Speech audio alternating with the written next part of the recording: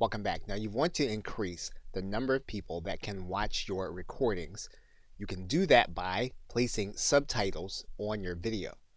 Now inside of your editing screen, you're going to notice that if you click this link, what you're going to be able to do is you're going to be able to add a transcript of some kind.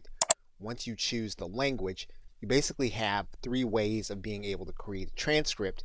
You can upload a file, you can transcribe it and auto sync it, or in other words, you can listen to the video and then you can type out your transcript, or you can type out your subtitles in this area.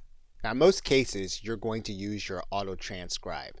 And what you're going to do is you're going to go to your video manager, and the video manager will show you all of your videos. You're going to choose the one that you are working with. So in this case, what we're going to do is we're going to choose one of the videos that we know has voice. And we're going to click this drop down arrow. And what you're going to notice here is that there is a link here that says subtitles / closed caption. We're going to click that link.